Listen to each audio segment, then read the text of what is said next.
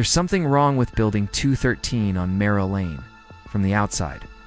It looks like any other Laura's apartment block 5 stories.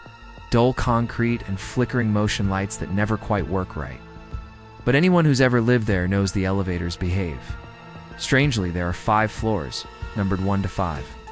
But the elevator panel skips 3. Not covered, not broken. Just missing, press 2, it lights up. Press 4, same. But there's no button for 3. Tenants claim they've asked about it during tours, only to be told it's just how the building was designed. No further explanation. And at first people accept it. Buildings have quirks, old wiring, misnumbered floors, until the first time they hear the footsteps, or worsened, till they hear the elevator stop. Between 2 and 4, Julian, a freelance web designer, moved into apartment 402 a month after his divorce. He wanted quiet anonymity, a place no one from his past would think to look for him. Building 213 seemed perfect cheap rent, no landlord interference, and neighbors that mostly kept to themselves. The missing 3 struck him as odd but mildly amusing. He even joked about it in a blog post. Apparently, the 3rd floor never made the cut. But that joke didn't land the same after his first week. He came home one night to find his groceries left on the kitchen counter, arranged into a circle. The door was locked, no signs of entry. His building keycard only opened the front and elevator. The cameras, offline. The manager blamed a short circuit. Julian started keeping his lights on at night. Then came the knocks. Always soft. Always 3.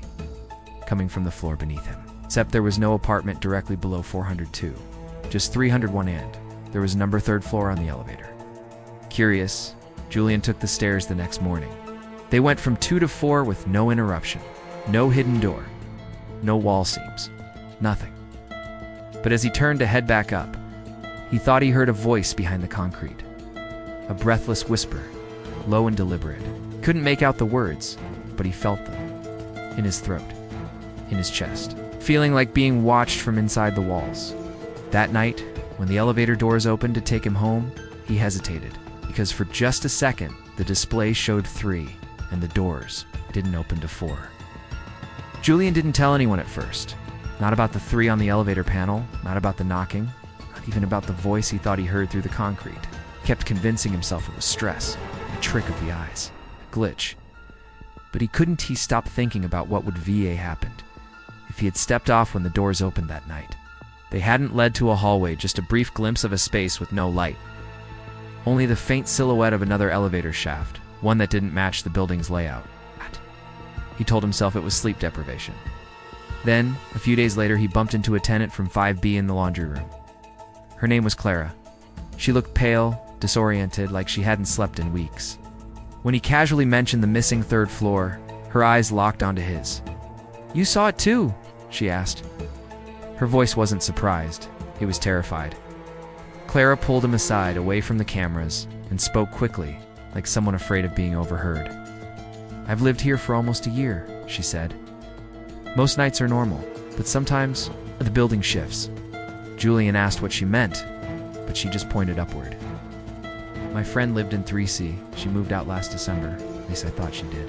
Until last week I heard her voice. Through my vent, she was crying, whispering that she was still here and that she couldn't get out." Julian felt a chill ripple across his spine. He asked if she was sure it wasn't just a memory or a dream. Clara shook her head. "I answered her," she replied.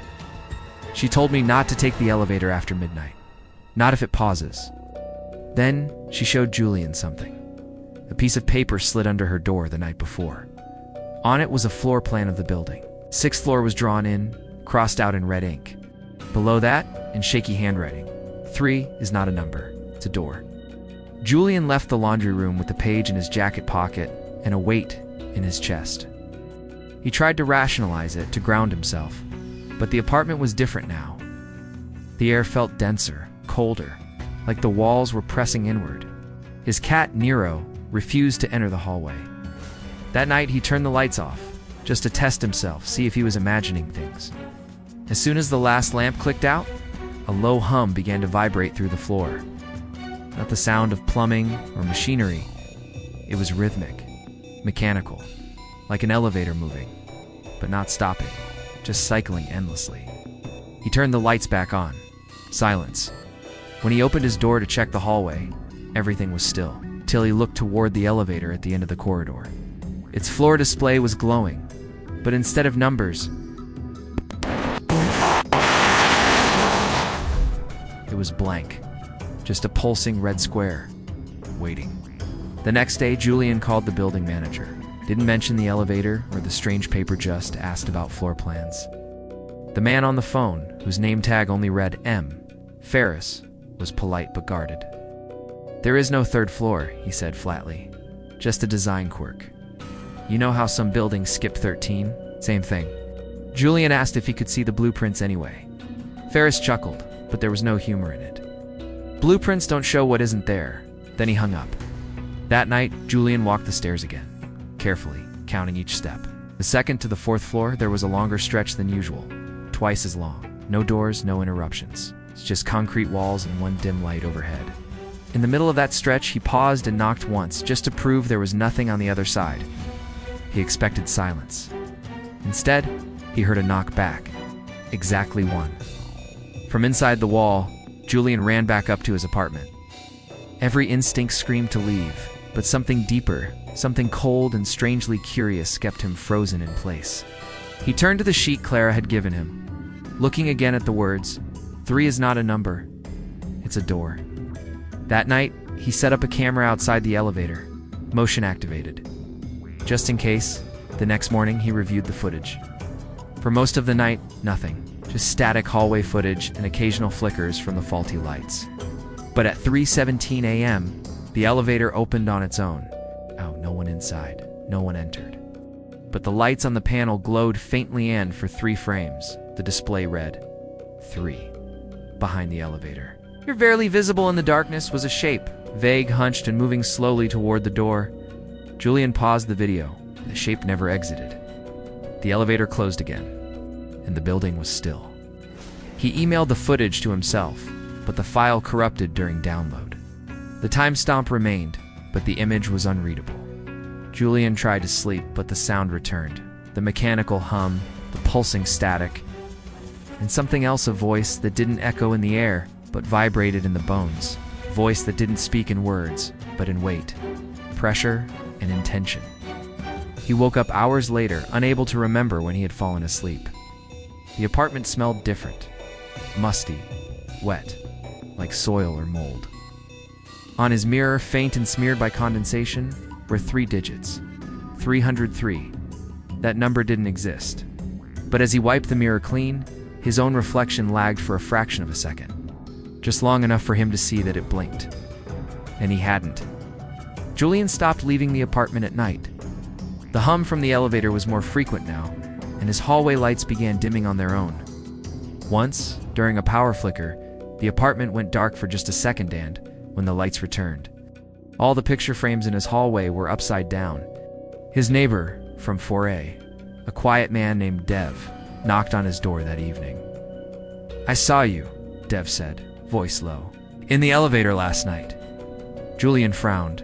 He hadn't left his unit, but Dev insisted. "It stopped on 3. The doors opened, and I saw you, standing there, staring, but it wasn't. Really you?" Julian tried to ask more, but Dev backed away. "Don't go looking for that floor," he warned, almost whispering. "Once it sees you, it doesn't forget." Then he returned to his apartment and slammed the door. That night, Julian slept with the hallway light on and woke up to find it shattered. Desperate for answers, Julian searched through old property records. Buried in city archives, he found an old article from 1983.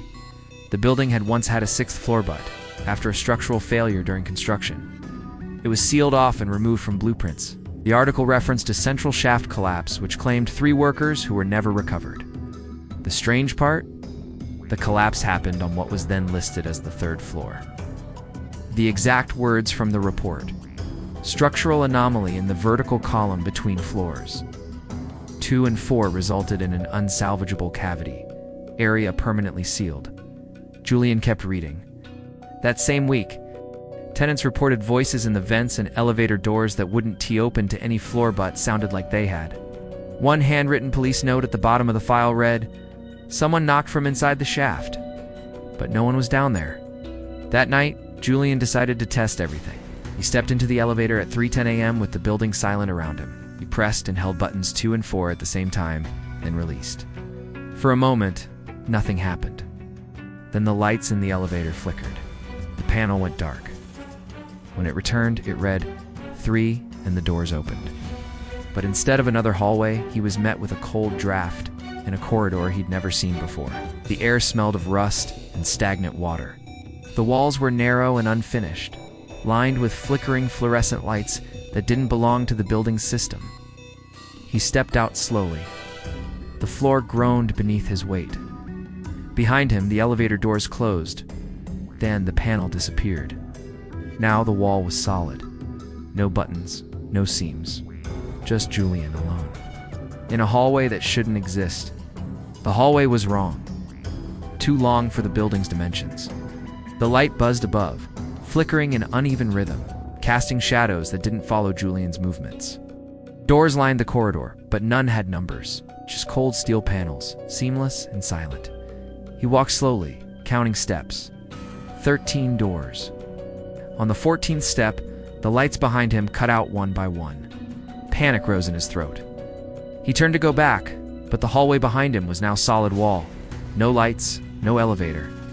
Only a blank surface where the shaft had been. He reached for his phone, but the screen was frozen, displaying 3:17 a.m., nothing else. No buttons, no response. A low knock echoed down the corridor. 3 knocks, slow, deliberate. They came from behind the farthest door. A voice followed, almost inaudible, like air moving through stone. "You live here now?" Julian tried the doors, all locked, all cold to the touch, except one. The 6th door on the left. When his hand brushed the knob, it pulsed faintly, like it had a heartbeat. The air behind it felt wrong, like gravity bent inward. Still, he opened it. Inside was a room, sparse, windowless. Familiar? It was his apartment, perfectly replicated.